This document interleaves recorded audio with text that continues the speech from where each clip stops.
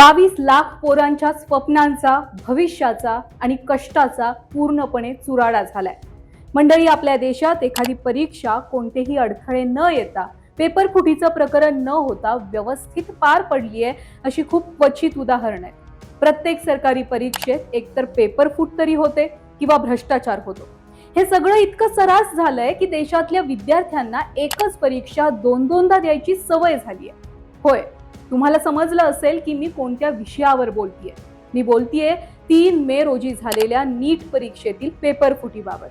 बघा, 3 मेला वैद्यकीय क्षेत्रासाठी महत्त्वाची असणारी राष्ट्रीय स्तरावरील नीटची परीक्षा ही घेण्यात आली होती। पण ही परीक्षा झाल्यानंतर समजलं की 3 मे रोजी दिला गेलेला पेपर हा जवळपास 1 महिना आधीच फुटलेला।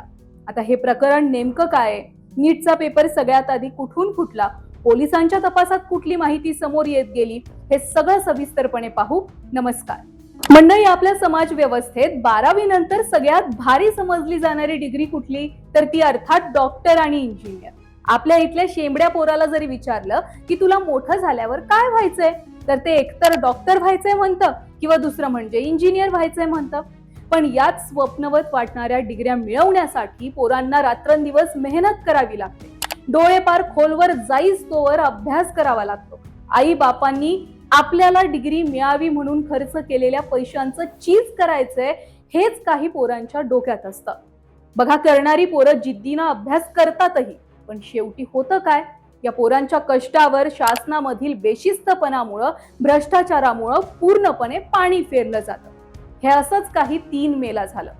3 मे रोजी राज्यातील तब्बल 22 लाख पोरांनी नीटचा म्हणजेच वैद्यकीय क्षेत्रासाठी अतिशय महत्त्वाची असणारी नीटची परीक्षा दिली। हे पेपर होईपर्यंत सगळं काही अगदी अलबेल होतं, पण पेपर झाल्यानंतर अगदी काही दिवसात हा पेपर याआधीच फुटला होता हे वावटळ सगळीकडे उठलं। पहिल्यांदा तर सगळ्यांना असं वाटलं की नेहमीच पेपर झाल्यानंतर अशा प्रकारच्या फेक न्यूज येत राहतात आणि ही कदाचित त्याच फेक न्यूज पैकी एक न्यूज असेल। पण नंतर ही न्यूज फेक नव्हती, तर खरीखुरी होती आणि त्याची भीषणता प्रचंड होती हे समजलं गेलं। 3 मेला झालेला नीटचा पेपर फुटलाय हे सगळ्यात पहिल्यांदा समजलं कसं, ते सुद्धा पहा। राजस्थानमधील सीकर या गावातील एका कॉलेजमध्ये शिक्षकेतर कर्मचाऱ्यांमधील एक कर्मचारी नीटचा पेपर झाल्यानंतर त्या खोलीची, त्या रूमची आवराआवर करत होता। त्याच वेळी त्याला 3 मेला झालेली नीटची प्रश्नपत्रिका सुद्धा मिळाली। ही प्रश्नपत्रिका तो अगदी सहज वरच्यावर वाचत होता आणि त्यावेळी त्याला असं वाटलं की यातील बहुतेक प्रश्न हे याआधी जे प्रॅक्टिस पेपर घेतले गेले होते आणि त्यावेळी त्याला असं वाटलं की यातील बहुतेक प्रश्न हे याआधी जे प्रॅक्टिस पेपर घेतले गेले होते त्या पेपरमध्ये जसेच्या तसे अगदी सेम पर्यायांसकट विचारले गेलेले। आता हेच प्रकरण जेव्हा वावटळानं एनटीए पर्यंत गेलं, तेव्हा खरं तर नीटची परीक्षा घेणाऱ्या एनटीए प्रशासनाला जाग आली आणि त्यांनी याबाबत सखोल चौकशी करायला सुरुवात केली।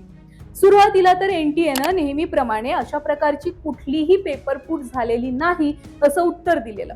पण ज्यावेळी अनेक अकॅडमीमधील प्रॅक्टिस पेपरमध्ये विचारलेले प्रश्न आणि नीटच्या परीक्षेमधील विचारलेले प्रश्न जसेच्या तसे एनटीएला सेम दिसले, त्यावेळी कुठं एनटीएला यावर विश्वास बसला की खरोखर 3 मे रोजी झालेल्या परीक्षेत पेपर फूट आधीच झालेली। आता या सगळ्या प्रकरणाचा जेव्हा तपास राजस्थान पोलिसांनी सुरू केला, त्यावेळी असं समजलं की ही पेपर फूट जवळपास महिनाभर आधी झालेली होती आणि केवळ कुठल्या एका राज्यात नव्हे तर देशातील अनेक राज्यांमध्ये हे पेपर आधीच पुरवले गेलेले। राजस्थान पोलिसांनी सगळ्यात आधी तर 15 संशयितांना ताब्यात घेतलेलं। त्यानंतर राजस्थान पोलिसांनी महाराष्ट्र पोलिसांना सुद्धा या प्रकरणाबाबत काही अपडेट दिला आणि त्यावेळी असं समजलं की या नीट पेपर फुटीचं मूळ हे महाराष्ट्रातल्या नाशिकमध्ये होतं। राजस्थान पोलिसांच्या अपडेट नंतर महाराष्ट्र पोलीस कामाला लागले। महाराष्ट्र पोलिसांची 3 पथकं सध्या या प्रकरणावर तपास सुद्धा करतात। नाशिकमधील संशयित आरोपी 30 वर्षांचा असून त्यानं BAMS शिक्षण सुद्धा घेतलंय। बरं, तो मूळचा नाशिक जिल्ह्यातल्या नांदगाव तालुक्यातला रहिवासी आहे। राजस्थानच्या सीबीआय कडून मिळालेल्या गुप्त माहितीनुसार नाशिक गुन्हे शाखेनं या आरोपीला ताब्यात घेतलंय। तपासामध्ये असं समोर आलंय की या तरुणाची एक मेडिकल काउन्सिलिंग एजन्सी सुद्धा आहे। त्यानं फक्त या सगळ्या प्रकरणामध्ये मध्यस्थाची भूमिका बजावलेली होती। बरं, जोवर हे नाशिकचं कनेक्शन समोर येत नाही तोवरच लगेच नीट पेपर फुटीला अहिल्यानगरचे सुद्धा धागेदोरे जोडले गेले. या पेपर फुटी प्रकरणातील आणखी एक आरोपी हा अहिल्यानगरमध्ये लपून बसल्याचं आणि तो अहिल्यानगरचा असल्याचं सुद्धा आता समजतंय. पोलिसांनी त्यांचा तपास हा वेगानं सुरू ठेवलेला आहेच, पण या प्रकरणातील सगळ्यात गंभीर बाब म्हणजे लीक झालेला पेपर हा महिनाभर आधी देशातील अनेक विद्यार्थ्यांच्या व्हॉट्सअॅपवर फिरत होता.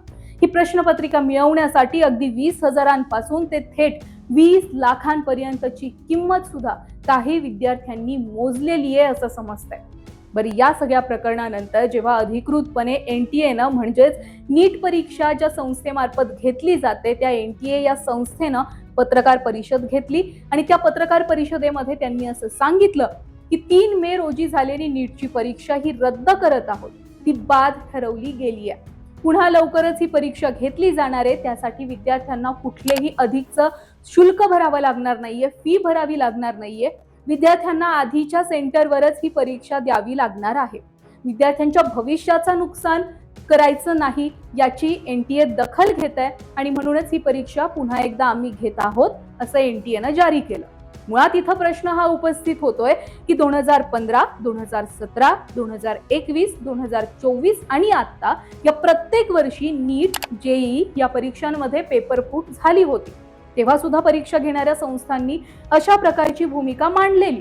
पण अखेर गुन्हेगारांचं काय झालं? आणि सगळ्यात महत्त्वाचं म्हणजे जे विद्यार्थी अगदी रात्रंदिवस डोळे फाडून अभ्यास करत असतात त्या विद्यार्थ्यांचं या सगळ्या घाणेरड्या बेशिस्तपणामुळे प्रचंड नुकसान होतोय.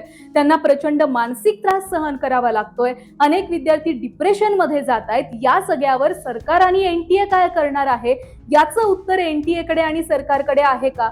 मोठ्या परीक्षांमध्ये पेपर फूट होते, पेपर फुटीनंतर पुन्हा त्या संस्थांकडून आम्ही पेपर पुन्हा घेऊ ही घोषणा सुद्धा केली जाते. हे सगळं आता इतकं सरास होऊन बसलंय की या परीक्षा घेणाऱ्या संस्थांवरच मुळात विद्यार्थ्यांचा विश्वास राहिलेला नाहीये. या परीक्षांमध्ये कुठलाही भ्रष्टाचार होऊ नये म्हणून एनटीए सारखी महत्वाची संस्था त्यावर काम करतेय.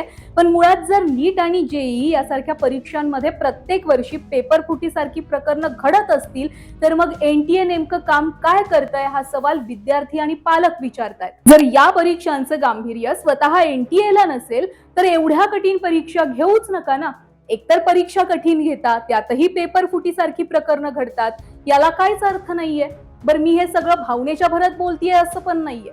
मागच्या काही वर्षांपूर्वी नीट परीक्षेमध्ये फक्त 6 गुण मिळाले म्हणून एका मुलीनं आत्महत्या केली आणि जेव्हा पुन्हा रिचेकिंगला तिचा पेपर दिला गेला तेव्हा समजलं की त्या मुलीला 590 गुण मिळालेले होते.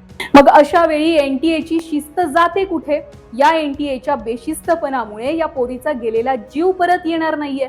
त्यामुळे नीट, जेईई किंवा मग एमपीएससी, यूपीएससी या सगळ्या परीक्षा घेणाऱ्या ज्या संस्था आहेत त्या संस्थांनी मुळात काटेकोरपणे काम करणं गरजेचं आहे. आता यावर जर काही लोक असं म्हणणार असतील की परीक्षांमध्ये पेपर फूट ही नेहमी होत राहते, यावर यंत्रणा काय करणार, तर हे असं म्हणणं पण चुकीचं आहे. मुळात पेपर फुटतात कसे? हे पेपर या संस्थांकडे असतात. याच संस्थांमधील एखादा माणूस बाहेरच्या एजन्सीच्या संपर्कात असतो आणि त्यामुळे कदाचित पेपर फुटतात.